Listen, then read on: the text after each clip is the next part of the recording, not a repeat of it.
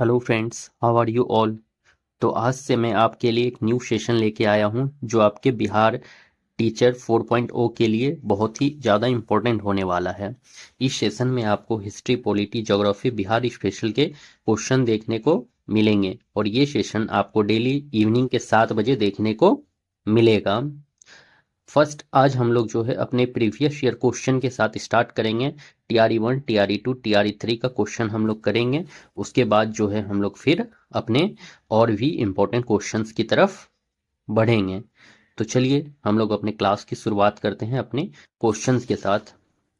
तो आज जो होगा हमारा वो होगा टीआरई 1 का प्रीवियस ईयर क्वेश्चन, ठीक है। उसके बाद टीआरई 2, तब टीआरई 3 का करेंगे और फिर जो भी इंपॉर्टेंट क्वेश्चंस आएंगे वो हम लोग करते हुए चलेंगे। तो चलिए अपने क्लास की शुरुआत करते हैं। ऊर्जा के स्रोत जो कार्बन उत्सर्जन में वृद्धि नहीं करते हैं में शामिल है। नाभिक ऊर्जा संयंत्र, सौर सेल, पवन चक्कियां, एक से अधिक। तो पूछा इसमें जो कार्बन उत्सर्जन में वृद्धि नहीं करता है, सिंपल सा पूछा है, जो कार्बन उत्सर्जन में वृद्धि नहीं करता है। तो उसमें जो आपका शामिल है नाभिक ऊर्जा संयंत्र भी शामिल है, सौर सेल भी शामिल है और पवन चक्की भी शामिल है। तो आपका आंसर जो होने वाला है वो होने वाला है एक से अधिक। क्या होने वाला है आपका? एक से अधिक होने वाला है, ठीक है, एक से अधिक। चलिए फिर नेक्स्ट। आहार श्रृंखला में शाखान्वित श्रृंखला को कहा जाता है। आहार श्रृंखला में जो शाखान्वित होता है, जो चेन होता है, उसको क्या कहा जाता है, यही पूछा जा रहा है। आहार जाल कहते हैं, आहार तंत्र कहते हैं, आहार स्तर कहते हैं, ये उपयुक्त में से कोई नहीं। तो मेरे भाइयों, जो आहार श्रृंखला में शाखान्वित श्रृंखला जो होता है, चेन वाला जो श्रृंखला होता है, उसे जो कहा जाता है वो मेरे भाई आहार जाल कहा जाता है, जिसे इंग्लिश में फूड चेन कहते हैं। क्या कहते हैं? फूड चेन कहते हैं, ठीक है, फूड चेन कहते हैं। चलिए फिर नेक्स्ट की तरफ। हरे पौधे सूर्य के प्रकाश की ऊर्जा का ग्रहण करते हैं और उसे खाद्य ऊर्जा में परिवर्तित करते हैं। सिंपल सा क्वेश्चन है कि हरे पौधे सूर्य की प्रकाश का कितना % ग्रहण करते हैं, ये पूछा जा रहा है। सिंपल सा क्वेश्चन है, ठीक है। तो ये क्वेश्चन देखिए आप लोग से होता है 1%, 5%, 2%, उपयुक्त में से एक से अधिक या उपयुक्त में से कोई नहीं। तो फ्रेंड्स, इसमें आपका जो आंसर होने वाला है वो क्या होगा बता दीजिए। इजी तो नहीं है, कॉम्प्लिकेटेड ही क्वेश्चन है, बट ट्राई कीजिए बताने का। जो इसमें जो आपका क्वेश्चन होगा, हरे पौधे सूर्य की प्रकाश का कितना % ग्रहण करते हैं, तो वो करते हैं आपका ओनली एंड ओनली 1%। कितना होगा? ओनली एंड ओनली 1% ग्रहण करते हैं, ठीक है। चलिए फिर नेक्स्ट की तरफ। किसके नेतृत्व में चिपको आंदोलन को मजबूती मिली? चिपको आंदोलन को मजबूती मिला है सुंदरलाल बहुगुणा, अमृता देवी बिश्नोई, मेधा पाटेकर, उपयुक्त में से कोई नहीं, एक से अधिक। तो चिपको आंदोलन को जो मजबूती मिला वो मेरे भाई वो किससे मिला है? वो आप लोगों को मिला है सुंदरलाल बहुगुणा से, ठीक है। देखिए एक चीज ये भी याद रखिएगा, ये स्टार्ट कहाँ से हुआ था इस चिपको आंदोलन? तो स्टार्ट हुआ है उत्तराखंड के चमोली जिला से। उत्तराखंड के चमोली जिला से। कहाँ से शुरू हुआ है? तो उत्तराखंड के चमोली जिला से। इसमें शामिल कौन कौन थे? शामिल कौन कौन थे इसमें? चिपको आंदोलन में सिर्फ सुंदरलाल बहुगुणा तो नेतृत्व किए थे, बट इसमें शामिल कौन कौन थे? तो शामिल इसमें आपको ये याद रखना है, गौरा देवी, गौरा देवी, सुदेशा देवी, सुदेशा सुदेशा देवी, और आपका एक चंडी प्रसाद भट्ट, चंडी प्रसाद भट्ट। आपको ये 3 नाम सुंदरलाल बहुगुणा के साथ में याद रखना है, क्योंकि सुंदरलाल बहुगुणा जो है वो चिपको आंदोलन के नेतृत्व किए थे, बट जो उसमें शामिल थे और चिपको आंदोलन में, वो गोरा देवी थी, सुदेशा देवी और चंडी प्रसाद भट्ट भी चिपको आंदोलन में शामिल थे। और कभी कभी आपको इस तरह से क्वेश्चन दे देता है कि सुंदरलाल बहुगुणा के साथ आपको ये सब नाम दे देगा, तो अगर आप ये नाम नहीं जानेंगे तो फिर आप सही आंसर टिक नहीं कर सकेंगे। तो इसलिए आपको ये सब नाम भी याद रखना बेहद इंपॉर्टेंट है। अमृता देवी बिश्नोई जो है वो राजस्थान के खेजड़ली गांव से संबंधित है। राजस्थान के खेजड़ली गांव से संबंधित है। खेजड़ली खेजड़ली गांव से संबंधित है। खेजड़ली गांव से संबंधित है। वहां पे भी इसी टाइप का एक आंदोलन चला था कि जब पेड़ काटा जा रहा था राजस्थान के खेजड़ली गांव में, तो अमृता देवी बिश्नोई जो है पेड़ से जाकर चिपक गई थी, ठीक है। तो राजस्थान के खेजड़ली गांव से संबंधित है अमृता देवी बिश्नोई, ठीक है। और मेधा पाटिकर जो है वो नर्मदा बचाओ आंदोलन से संबंधित है। नर्मदा बचाओ आंदोलन मेधा पाटेकर, नर्मदा बचाओ आंदोलन से संबंधित है मेधा पाटेकर, ठीक है। नर्मदा बचाओ आंदोलन से आपकी संबंधित है मेधा पाटेकर। चलिए फिर नेक्स्ट, आहार श्रृंखला में प्रथम पोषी स्तर पर मौजूद होते हैं। तो प्रथम पोषी स्तर पर कौन मौजूद होते हैं आहार श्रृंखला पर? प्रथम पोषी स्तर पर तृतीय की उपभोक्ता, स्वपोषी, प्राथमिक उपभोक्ता या एक से अधिक। तो देखिए यहाँ पे प्रथम पोषी स्तर पे पूछ रहे हैं, तो प्रथम पोषी स्तर पे मेरे भाई वो हो जाएगा आपका स्वपोषी हो जाएगा। क्या हो जाएगा? स्वपोषी। क्या हो जाएगा? स्वपोषी हो जाएगा। प्रथम पोषी स्तर पे कौन हो जाएगा?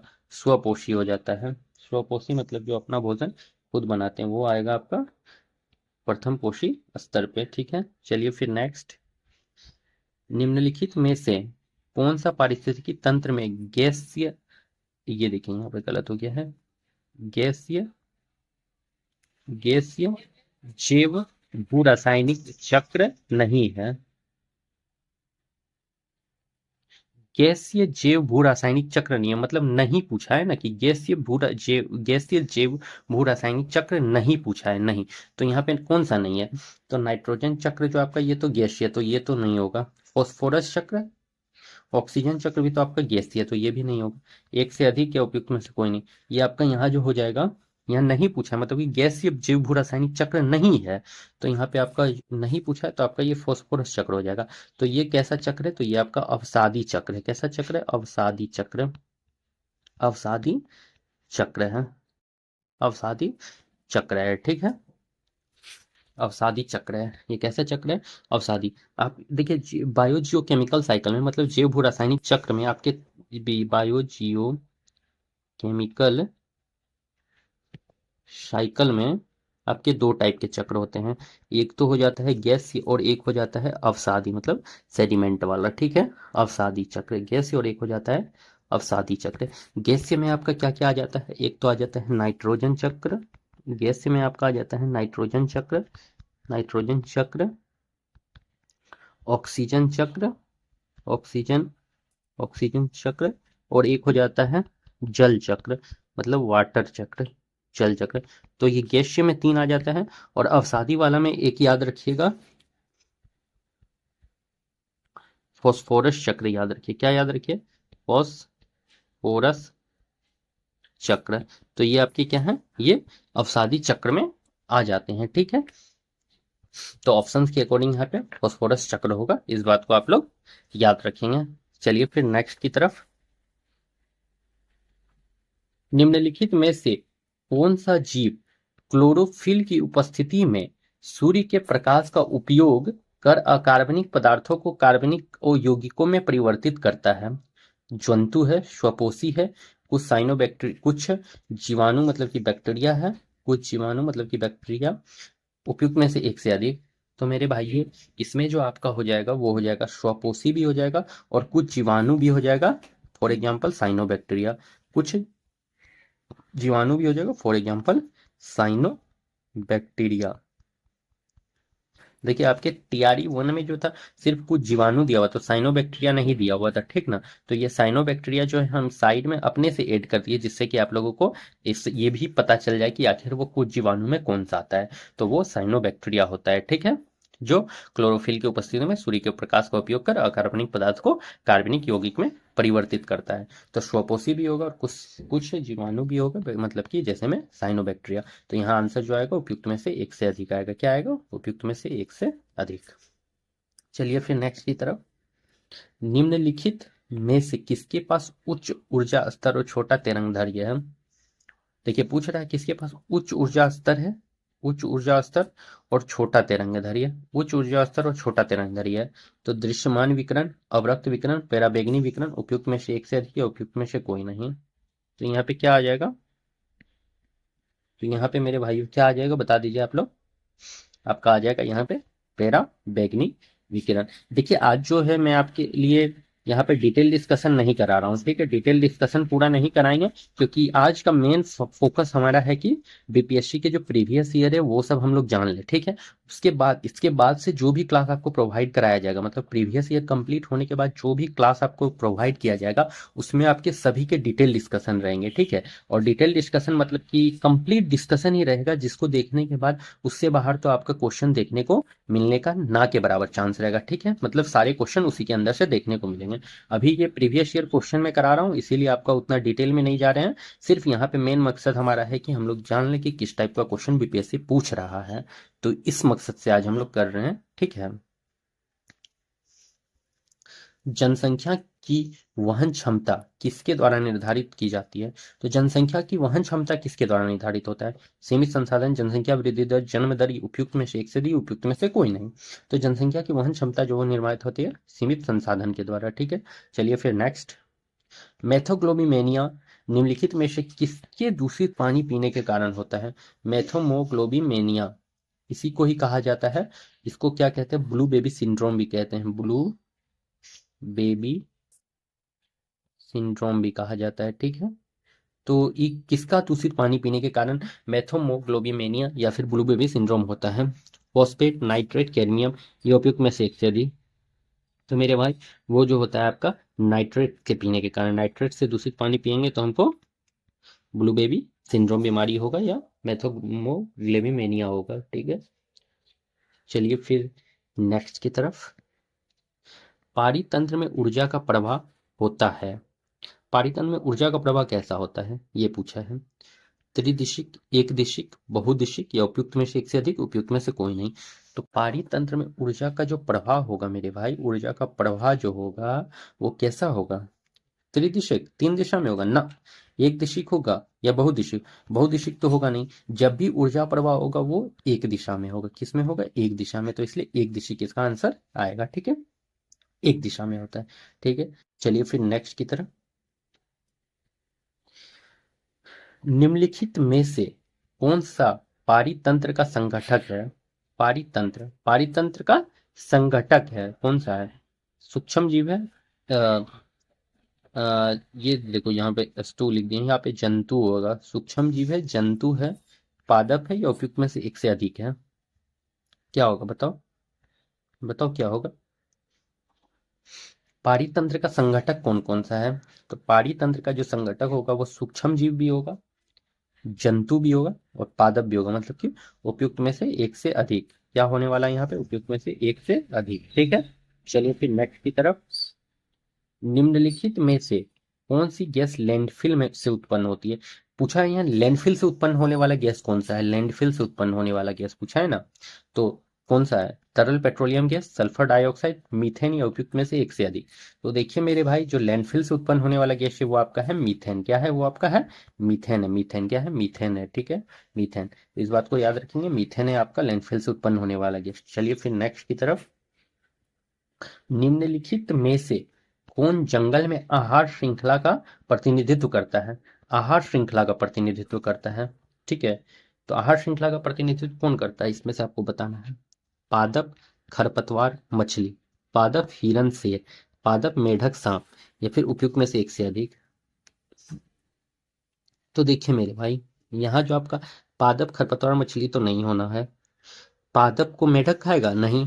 पादप पादप को मेढक खाता है कभी? तो नहीं।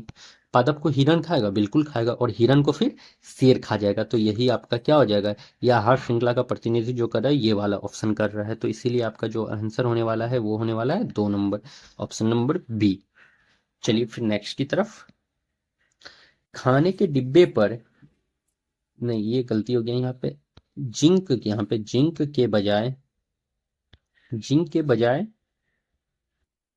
टीन की परत चढ़ी होती है, क्योंकि क्योंकि क्यों चढ़ा? देखिए खाने का डिब्बा में जिंक के बजाय टीन का परत चढ़ा होता है, क्यों चढ़ा होता है? जिंक के बजाय टीन का परत क्यों चढ़ा होता है खाने के डिब्बा में, ये बताना है आपको।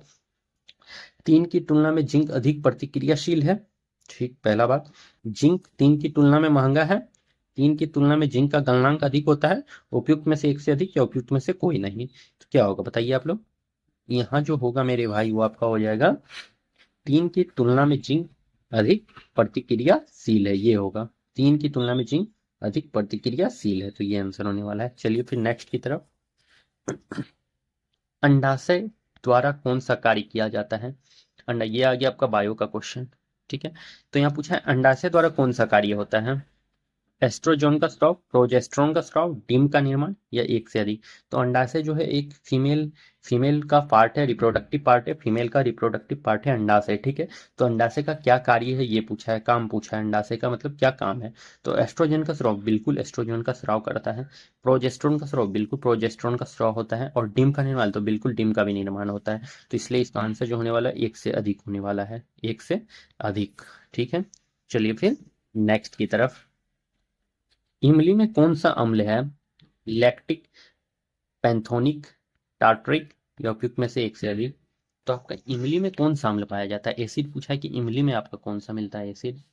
तो इमली में मेरे भाई जो आपको मिलता है, क्या मिलता है बता दीजिए। इमली में आपका मिलता है टार्टरिक अम्ल। मतलब आपका आंसर होने वाला है 3 नंबर। क्या होने वाला है आपका आंसर? तो 3 नंबर आपका आंसर होने वाला है। इमली में आपका मिलता है टार्टरिक अम्ल मिलता है। ठीक, टार्टरिक एसिड मिलता है। अब देखिए लैक्टिक एसिड किस में मिलता है? तो लैक्टिक एसिड आपके दूध में मिलता है, दूध में आपका लैक्टिक एसिड मिलता है। ठीक है, दूध में लैक्टिक एसिड। और पैंथोनिक एसिड किस में मिलता है? पैंथोनिक एसिड, तो ये पैंथोनिक या इसको मेथेनोइक एसिड, मेथे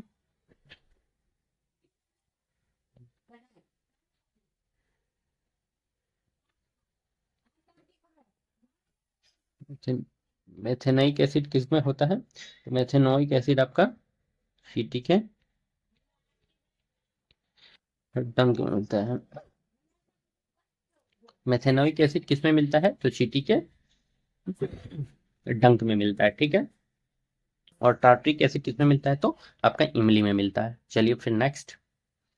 कोलिफॉर्म क्या होते हैं?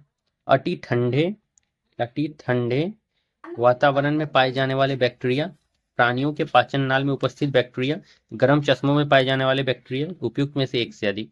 तो कोलिफॉर्म क्या होता है? तो मेरे भाइयों जो आपका कोलिफॉर्म होता है वो होता है, क्या होता है बता दीजिए आप लोग। ठंडा पाए जाने वाला बैक्टीरिया नहीं, लॉजिक ही कुछ नहीं। गर्म चश्मे में पाए जाने वाले बैक्टीरिया नहीं। तो प्राणियों के पाचन नाल में उपस्थित, ये प्राणियों के पाचन नाल में बैक्टीरिया है। ठीक है, 2 नंबर इसका आपका आंसर होने वाला है। चलिए फिर नेक्स्ट की तरफ। विद्युत विभव को मापने के लिए किस उपकरण का उपयोग किया जाता है? विद्युत विभव पूछ रहा है, पोटेंशियल डिफरेंस को मापने के लिए किस उपकरण का उपयोग करते हैं? वोल्ट मीटर, पोटेंशियोमीटर, गैल्वेनोमीटर, उपयुक्त में से एक से अधिक या उपयुक्त में से कोई नहीं। तो यहाँ जो मेरे भाई होगा आपका विद्युत विभव को नापने में, मतलब पोटेंशियल डिफरेंस को नापने में हम लोग किस चीज का यूज करते हैं? तो आपका देखिए एक तो वोल्ट मीटर का भी यूज किया जाता है और एक जो है आपका गैल्वेनोमीटर का भी यूज किया जाता है। ठीक है, इसीलिए आपका आंसर जो होने वाला है उपयुक्त में से एक से अधिक। क्या होने वाला है? उपयुक्त में से एक से अधिक होने वाला है। ठीक है, चलिए फिर नेक्स्ट। चुंबकीय क्षेत्र है आयाम रहित मात्रा, अदिश मात्रा, सदिश मात्रा, उपयुक्त में से एक से अधिक और उपयुक्त में से कोई नहीं। तो चुंबकीय क्षेत्र क्या है? तो चुंबकीय क्षेत्र जो है मेरे भाई वो है आपका, चुंबकीय क्षेत्र क्या है आपका? तो वो है आपका मेरे भाई सदिश मात्रा है। क्या है? सदिश मात्रा है। चुंबकीय क्षेत्र क्या है? तो वो है आपका सदिश मात्रा। चलिए फिर नेक्स्ट। एक व्यक्ति पृथ्वी पर अधिक भार किस स्थिति में धकेल सकता है? मतलब कि एक व्यक्ति पृथ्वी पर अधिक भार कब लगाएगा ये पूछ रहा है। ठीक है, तो जमीन पर लेट जाने की स्थिति पर, बैठने की स्थिति, खड़े होने की स्थिति पर, उपयुक्त में से एक से अधिक या उपयुक्त में से कोई नहीं। तो अधिक भार जो मेरे भाई वो लगेगा जब हम लोग जब खड़ा होंगे ना, किसी एक जगह खड़ा होंगे तो हमारा जो है भार वो अधिक लगेगा। ठीक है, खड़ा होंगे तो भार, एक जगह खड़ा होने का स्थिति पर जो है वो धरती पे भार अधिक लगता है, इसलिए 3 नंबर आंसर होने वाला है। ठीक है, चलिए फिर नेक्स्ट। प्रिज्म से गुजरने पर सबसे अधिक अपरिवर्तित होने वाला रंगीन प्रकाश है। तो सबसे अधिक अपरिवर्तित कौन सा लाइट होता है ये पूछा है। तो सबसे अधिक जो अपरिवर्तित होता है वो हो जाता है आपका, सबसे अधिक जो अपरिवर्तित हो जाता है वो आपका हो जाता है बैंगनी, बैंगनी कलर। ठीक है, बैंगनी कलर सबसे अधिक परिवर्तित अपरिवर्तित होता है। और सबसे कम अपरिवर्तित होता है लाल। सबसे कम अपरिवर्तित कौन सा होगा? सबसे कम अपरिवर्तित कौन सा हो जाएगा, तो आपका हो जाएगा रेड। सबसे कम अपरिवर्तित हो जाएगा जो आपका आपका रेड कलर हो जाएगा। चलिए फिर नेक्स्ट की तरफ। मिट्टी के तेल के बर्तन में बर्फ का एक टुकड़ा डाला जाता है। बर्फ के पिघलने पर मिट्टी के तेल की सतह सतह क्या होगा, ये पूछा है। ठीक है, वैसा ही बना रहेगा, गिरे गिरेगी, उठेगी, इनमें से कोई नहीं या एक से अधिक। तो देखिए, जब मिट्टी के तेल के बर्तन में जब हम लोग बर्फ का एक टुकड़ा डालेंगे ना, तो उसका बर्फ के पिघलने पर मिट्टी का तेल का सतह जो है वो हमेशा क्या होगा, हमेशा का हमेशा गिरेगा। क्या होगा, गिरेगा। क्या होगा, गिरेगा। ठीक है, गिरेगा। इस बात को आप लोग ध्यान में रखेंगे, गिरेगा। ठीक है, गिरेगा। चलिए फिर नेक्स्ट। निम्नलिखित में से किसका पीएच 7 से अधिक है। पीएच पूछा है, 7 से अधिक किसका है। सिरका, गैस्ट्रिक जूस, रक्त प्लाज्मा या एक से अधिक। तो पीएच जो है आपका 7 से अधिक जो होगा वो मेरे भाई, वो आपका 7 से अधिक जो होगा वो आपका हो जाएगा रक्त प्लाज्मा का हो जाएगा। इसका पीएच कितना हो जाता है, 7.4 हो जाता है। इसका पीएच कितना हो जाता है, 7.4। और ये हल्का क्षारीय हो जाता है। हल्का कैसा हो जाता है, ये हल्का क्षारीय रहता है। ठीक है, मतलब कि स्लाइटली बेसिक होता है। ये कैसा होता है, स्लाइटली बेसिक, हल्का क्षारीय होता है। रक्त का कैसा हो जाता है, ब्लड का 7.4 पीएच वैल्यू हो जाता है और ये हल्का क्षारीय, मतलब कि स्लाइटली बेसिक हो जाता है। ठीक है, इस बात को आप लोग ध्यान में रखेंगे। चलिए फिर नेक्स्ट की तरफ।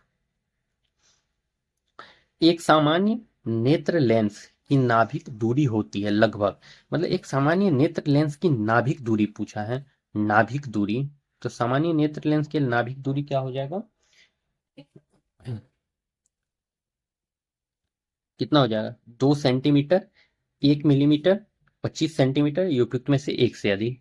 तो इसमें फ्रेंड्स जो आपका हो जाएगा, बहुत को इसमें 25 सेंटीमीटर लगा के आए थे। ठीक है, फाइन, जब क्वेश्चन आया था तो बहुत को 25 सेंटीमीटर लगा के आए थे, बट इसका आंसर जो है 25 सेंटीमीटर नहीं होगा। ठीक है, तो नाभिक दूरी जो पूछा जा रहा है ना, तो नाभिक दूरी जो होता है वो हमेशा 2 सेंटीमीटर का होता है। कितना का होता है नाभिक दूरी, सामान्य नेत्र लेंस की नाभिक दूरी जो होती है वो 2 सेंटीमीटर का होता है। इसलिए option number 1 is correct. So our next question is, शुष्क बुझे हुए चूने पर क्लोरीन गैस को क्रिया करने में कौन सा पदार्थ बनता है। पूछा है, शुष्क बुझा हुआ चूना पर जब क्लोरीन गैस रिएक्ट करेगा तो कौन सा पदार्थ बनेगा। हाइड्रोक्लोरिक अम्ल बनेगा, विरंजक चूर्ण बनेगा, कैल्शियम क्लोराइड बनेगा, उपयुक्त में से एक से अधिक बनेगा या उपयुक्त में से कोई नहीं। तो देखिए मेरे दोस्तों, जब हम लोग शुष्क बुझा हुआ चूना, मतलब कि शुष्क बुझा हुआ चूना मतलब कि जब हम लोग CaOH ऑल 2 पे जब हम लोग क्लोरीन गैस मिलाएंगे तो हमें क्या मिलेगा, CaCl2, मतलब कि CaOCl2। जब हम लोग CaOH2 पे, मतलब कि बुझा हुआ चूना पे CaOH2 पे जब हम लोग Cl2 मतलब क्लोरीन गैस मिलाएंगे तो हमें मिलेगा CaOCl2। मतलब क्या होता है ये, तो ये हो जाता है आपका ब्लीचिंग पाउडर।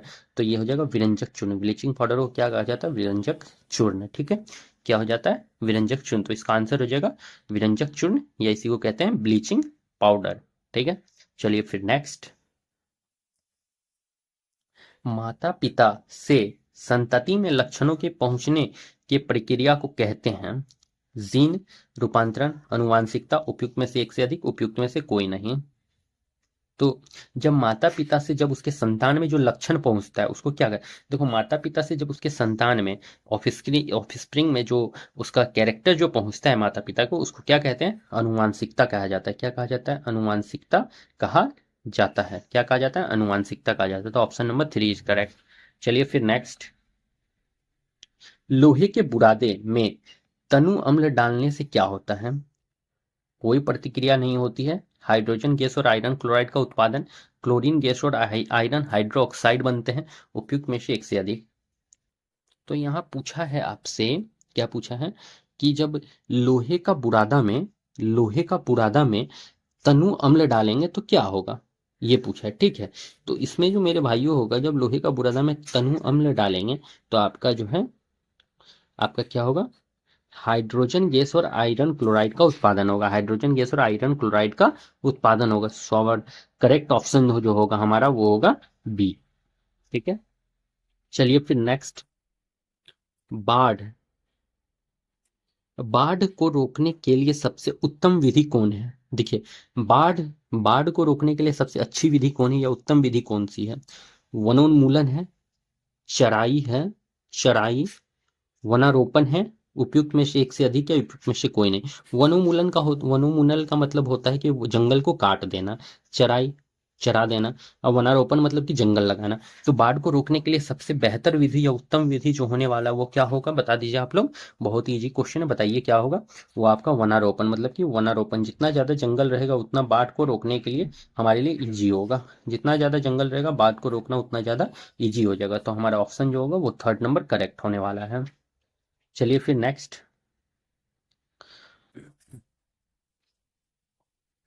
ये भारत, ठीक है, ये जगह भारत। भारत की 2011 की जनगणना के अनुसार बिहार बिहार की बिहार की बिहार की कुल महिला साक्षरता दर, बिहार की कुल महिला साक्षरता दर, महिला साक्षरता दर दर पूछा था। ठीक है, तो क्या था? 53.57%, 63.68%, 51% या फिर उपयुक्त में से एक से अधिक या उपयुक्त में से कोई नहीं। तो मेरे भाइयों, यहाँ पे भारत की 2011 की जनगणना के अनुसार बिहार की कुल महिला साक्षरता दर जो था, कुल महिला साक्षरता दर जो था वो 51.50% था। क्या था? 51.50% महिला का था। और यहीं पे अगर पुरुष का पूछ लिया जाए, साक्षरता दर पुरुष का तो पुरुष का था कितना? 71.2% था, 71.20% था। ठीक है, अगर कुल साक्षरता दर पूछ लिया जाए महिला पुरुष दोनों का, बिहार का कुल साक्षरता, कुल लिटरेसी, टोटल लिटरेसी रेट पूछ लिया जाए बिहार के महिला पुरुष दोनों का, तो वो 61.8% था। कितना था?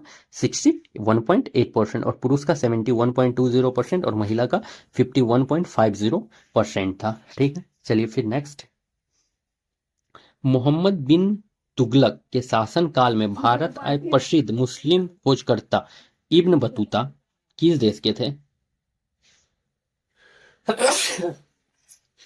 पूछा है यहाँ, इब्न बतूता किस देश के थे? तो वो आपके इराक के थे, अफगानिस्तान के थे, मोरक्को के थे, उपयुक्त में से एक से अधिक। तो इब्न बतूता मेरे दोस्तों वो आपके थे मोरक्को के। कहाँ के थे? मोरक्को के। तो sure correct answer is 3, Morocco. चलिए फिर नेक्स्ट, यदि ग्रीनविच में दोपहर के 12 बजे हैं तो ग्रीनविच के 30 डिग्री पूर्व में क्या समय होगा? सुबह 10 बजे, दोपहर 2 बजे होंगे, दोपहर 1 बजे होंगे, उपयुक्त में से एक से अधिक या उपयुक्त में से कोई नहीं। तो देखिए यहाँ पूछा है कि यदि ग्रीनविच में दोपहर के 12 बजे हैं, ग्रीनविच में दोपहर के 12 बजे हैं, तो ग्रीनविच के 30 डिग्री पूर्व में क्या समय होगा? तो एक बात आपको ध्यान में रखना है कि पूर्व में जाने पर हमेशा टाइम जो है वो बढ़ जाता है। ठीक है, 30 डिग्री हमेशा जो पूर्व में जाने पे क्या होता है, समय बढ़ता है। तो इस बात को याद रखना है। तो ग्रीनविच के 30 डिग्री पूर्व में क्या होगा? तो आपका जो हो जाएगा वो दोपहर के 2 बजे हैं, दोपहर के 2 बजे, दोपहर के 2 बजे हैं, दोपहर के दोपहर के 2 बजे हैं। क्या होगा? दोपहर के 2 बजे। ठीक है, चलिए फिर नेक्स्ट, महासागरीय परपट्टी के मुख्य खनिज घटक क्या हैं? तो देखिए, बहुत अच्छा क्वेश्चन है। महासागरीय परपट्टी के मुख्य घटक, खनिज घटक, तो महासागरीय परपट्टी के मुख्य खनिज घटक जो होगा सिलिका और मैग्नीशियम, सिलिका और एल्यूमिनियम, एल्यूमिनियम, एल्यूमिनियम, सिलिका और निकेल, उपयुक्त में से एक से अधिक या उपयुक्त में से कोई नहीं। तो जो मुख्य महासागर परपट्टी के मुख्य खनिज घटक होगा वो आपका सिलिका और मैग्नीशियम होगा। क्या होगा? एक नंबर सिलिका और मैग्नीशियम होगा। इस बात को आप लोग ध्यान में रखेंगे। क्या होगा आपका? सिलिका और मैग्नीशियम होने वाला है। चलिए फिर नेक्स्ट क्वेश्चन की तरफ चलते हैं हम लोग। निम्नलिखित में से कौन सा मल्चिंग शब्द की व्याख्या करता है? हरी डालों पर बनी वेदिकाओं में फसल लगाना, फसलों के बीच खाली जमीन को पुआल जैसे जैविक पदार्थों की परत से ढकना ढकना और फिर कंटूर के पत्थरों को घास आदि से ढकना, या उपयुक्त में से एक से अधिक। तो मल्चिंग शब्द का व्याख्या करता है क्या? तो फसलों के बीच खाली जमीन को पुआल जैसे जैविक पदार्थों की परत से ढकना। चलिए फिर नेक्स्ट, भारत के खनिज तेल पेट्रोलियम उत्पादक क्षेत्र और इसकी अवस्थितियों का सही युग्म है। केजी बेसिन, बंगाल की खाड़ी, ये है आपका सुरमा घाटी, असम, लूने क्षेत्र गुजरात, या एक से अधिक।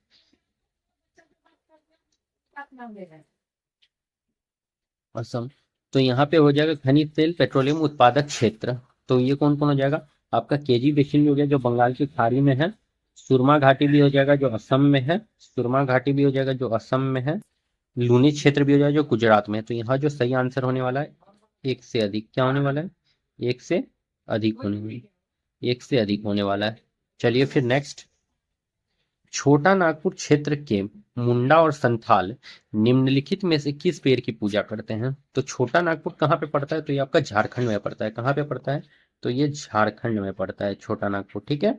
तो इसके मुंडा और संथाल जो थे वो किस पेड़ की पूजा करते थे? कदम, इमली, उपयुक्त में से कोई नहीं या उपयुक्त में से एक से अधिक। तो मेरे भाइयों, मेरे दोस्तों, आपका जो मुंडा और संथाल जो था वो ये कहाँ के पूजा करते थे? किस पेड़ का पूजा करते थे? तो ये आपके कदम के पेड़ की पूजा करते थे। किसका करते थे? कदम के पेड़ की पूजा करते थे। चलिए फिर नेक्स्ट की तरफ, निम्नलिखित में से किसकी खेती जायद के मौसम में की जाती है? तरबूज, खरबूज, खीरा, कोई नहीं, एक से अधिक। जायद के मौसम में किसकी खेती की जाती है?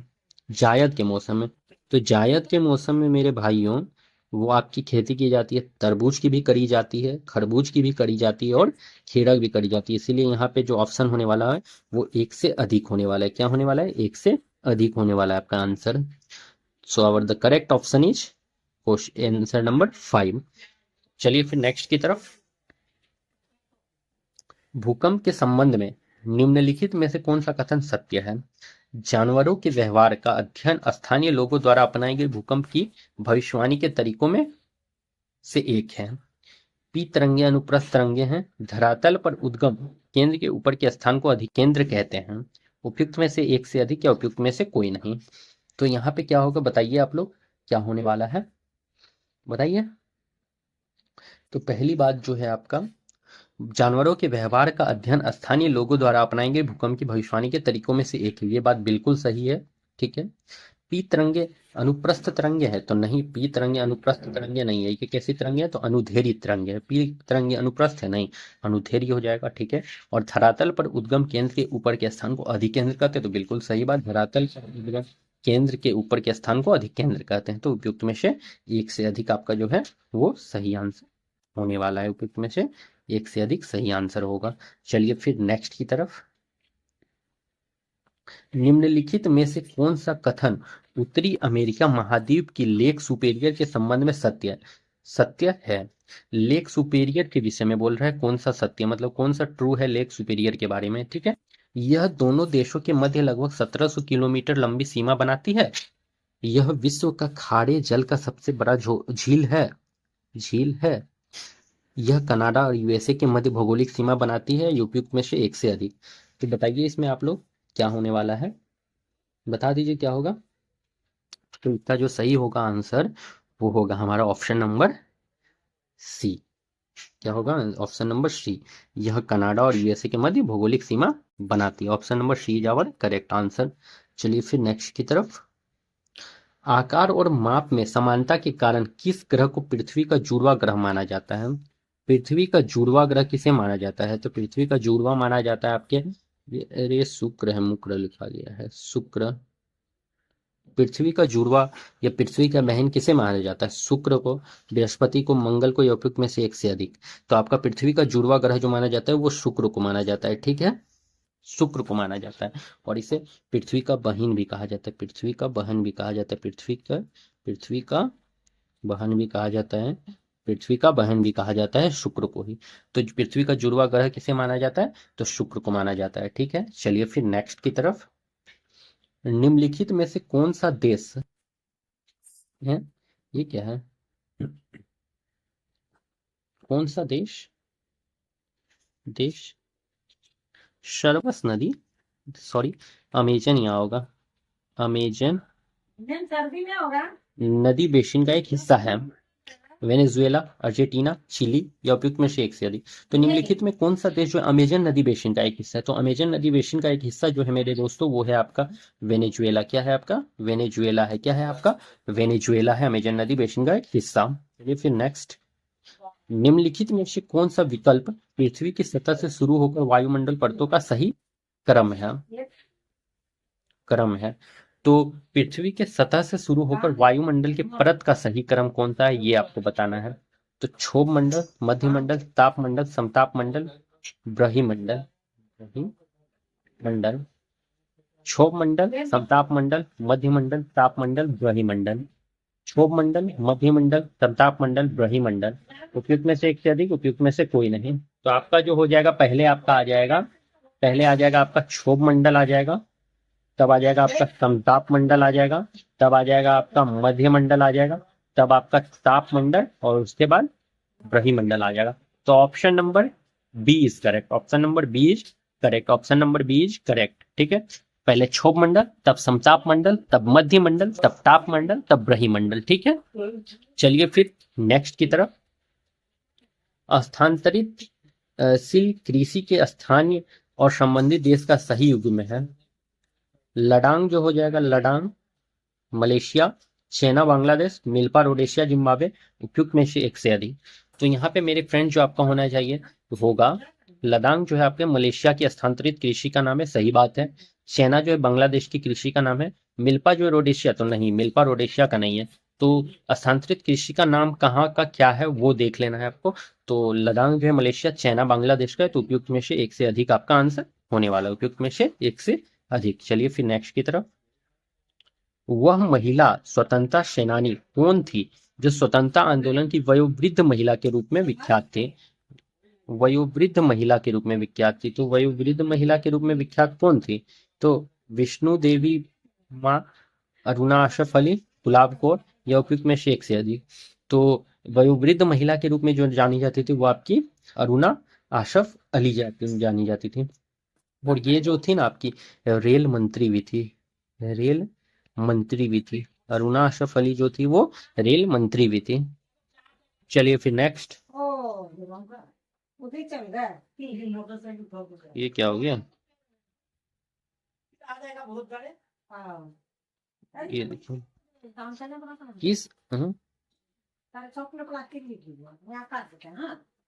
किस स्थान पर बाल गंगाधर तिलक ने होम रूल लीग की स्थापना 1916 में की थी? तो पूछ रहा है बाल गंगाधर तिलक जो होम रूल लीग का स्थापना किए थे, ठीक ना, तो वो कब किए थे? 1916 में किए थे। और 1916 में भी कब किए थे? तो अप्रैल 1916 में किए थे। कब किए थे? अप्रैल 1916 में किए थे। तो जो बाल गंगाधर तिलक किए थे होम रूल लीग का स्थापना, ठीक है, अप्रैल 1916 में, तो वो किस जगह पे किए थे, कहाँ पे किए थे? पुणे में, नागपुर में, मुंबई में, उपयुक्त में से एक से अधिक या उपयुक्त में से कोई नहीं? तो जो आपका होम रूल लीग का स्थापना जो किया गया था बाल गंगाधर तिलक के द्वारा, वो मेरे दोस्तों वो 1916 में किया गया था। कब किया गया था? 1916 में किया गया था। चलिए फिर नेक्स्ट। हुंकार हिंदी साप्ताहिक पत्रिका के प्रकाशन से कौन संबंधित है? तो हुंकार पत्रिका कौन लिखे हैं ये पूछ रहा है। सहजानंद सरस्वती, यमुना काजी, राहुल सांकृत्यान, उपयुक्त में से एक से अधिक या उपयुक्त में से कोई नहीं? तो हुंकार जो हिंदी साप्ताहिक पत्रिका जो लिखा गया है वो यहाँ पे देखिए आपका सहजानंद सरस्वती दिया हुआ है, तो ये तो लिखे ही थे, ये तो उनके मेन थे, ठीक है। यमुना काजी नहीं, राहुल सांकृत्यान यहाँ पे दिया हुआ, तो राहुल सांकृत्यान भी यहाँ पे आपके आ जाएंगे, ठीक है। देखिए अगर राहुल संकृत्यान और सहजानंद सरस्वती दिया रहेगा तब तो आपका आंसर चला जाएगा उपयुक्त में से एक से अधिक, आपको दोनों मान के चलना होगा, सहजानंद सरस्वती भी और राहुल संकृत्यान भी, ठीक है। लेकिन जब राहुल संकृत्यान नहीं दिया हुआ रहेगा तब सिर्फ आपका हो जाएगा सहजानंद सरस्वती, मेन सहजानंद सरस्वती ही थे, ठीक है। अगर राहुल संकृत्यान नहीं दिया रहेगा तब आप सिर्फ सहजानंद सरस्वती के साथ जाएंगे, और अगर राहुल संकृत्यान भी दिया रहेगा और सहजानंद सरस्वती भी दिया रहेगा तो आपको दोनों के साथ जाना है, मतलब उपयुक्त में से एक से अधिक आंसर होगा, ठीक है। चलिए फिर नेक्स्ट की तरफ। किस अंग्रेज सैन्य अधिकारी ने झांसी की रानी को यह कहते हुए श्रद्धांजलि दी कि यहाँ यह औरत सोई हुई है जो विद्रोहियों में एकमात्र मर्द थी? तो कौन थी? हडसन कहते, कैम्पबेल कहते, यूरोज कहते, उपयुक्त में से एक से अधिक कहते। तो कौन ऐसा अंग्रेज अधिकारी था जो झांसी की रानी को यह कहकर श्रद्धांजलि दिए थे कि यहाँ पर सोई हुई जो ये औरत है ये एक मर्द है? तो इस बात को जो कहा था आपके यूरोज ने कहा था। किसने कहा था? यूरोज ने कहा था। किसने कहा था? यूरोज ने कहा था। इस बात को आप लोग ध्यान में रखेंगे, बीवीआई क्वेश्चन है, इस बात को ध्यान में रखेंगे। चलिए फिर नेक्स्ट। जवाहरलाल नेहरू की अस्थायी सरकार में श्रम मंत्री कौन थे? श्रम मंत्री पूछा है ना, श्रम मंत्री। तो जगजीवन राम, अरुणा आशफ अली, सी राजगोपालाचारी या एक से अधिक? तो श्रम मंत्री जो मेरे भाई थे वो आपके जगजीवन राम थे, और जगजीवन राम आपके कहाँ से थे? ये बिहार से थे, इसीलिए ये क्वेश्चन VVI हो जाता है, ठीक है। बिहार से रिलेटेड एग्जाम है तो बिहार के थे जगजीवन राम, तो इसीलिए ये क्वेश्चन को ध्यान से देखेंगे। श्रम मंत्री कौन थे? तो जगजीवन राम थे। बिहार से रिलेटेड क्वेश्चन इसलिए ध्यान से देख लेंगे, जगजीवन राम, ठीक है। अरुणा आशफ अली आपकी क्या थी? तो रेल मंत्री थी अरुणा आशफ अली। अरुणा आशफ अली कौन थी? रेल मंत्री थी। और आपके सी राजगोपालाचारी थे वो आपके शिक्षा मंत्री थे। सी राजगोपालाचारी कौन थे? शिक्षा मंत्री थे, ठीक है। चलिए फिर नेक्स्ट की तरफ। 1918 के किस महीने में चंपारण कृषि कानून, चंपारण एग्रीगेरियन एक्ट यूरोपीय नील बगान के स्वामी के विरुद्ध पारित हुआ था? तो 1918 के किस महीने में चंपारण कृषि कानून या चंपारण एग्रीगेरियन एक्ट जो है वो पारित हुआ, ये बात यहाँ पे पूछ रहा है। तो वो कब हुआ है? बता दीजिए आप लोग। नवंबर में, फरवरी में, मई में, उपयुक्त में से एक से अधिक या इनमें से कोई नहीं?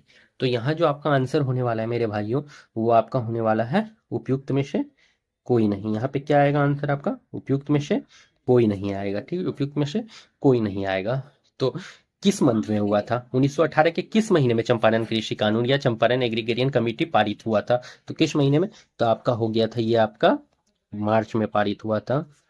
मार्च में पारित हुआ। कब हुआ था? तो चंपारण एग्रीगेरियन एक्ट या चंपारण कृषि कानून जो मार्च में पारित हुआ था। कब हुआ था? मार्च में पारित हुआ था। तो चलिए, आई होप कि आपको मेरा क्लास पसंद आया होगा। कुछ क्वेश्चन और भी TRE 1 के बच गए हैं जो मैं आपको कल करा दूंगा, ठीक है। और लगभग 20 क्वेश्चन आई थिंक कि बचा हुआ होगा, तो वो मैं कल करा दूंगा, और TRE 2 के भी क्वेश्चन साथ में लेके आऊंगा, ठीक है। तो चलिए, आई होप कि आपको मेरा क्लास पसंद आया होगा। पसंद आया हो तो लाइक और शेयर जरूर कर देंगे, और साथ में ही चैनल को भी सब्सक्राइब जरूर कर देंगे। चलिए फिर हम लोग मिलते हैं अपने नेक्स्ट क्लास में, और डेली आपको जो है आपका ये सेशन 7 बजे इवनिंग में देखने को मिलेगा। तो याद रखिएगा 7 बजे इवनिंग में जरूर इस सेशन को आप लोग ज्वाइन करेंगे। तो चलिए फिर, best of luck and thank you.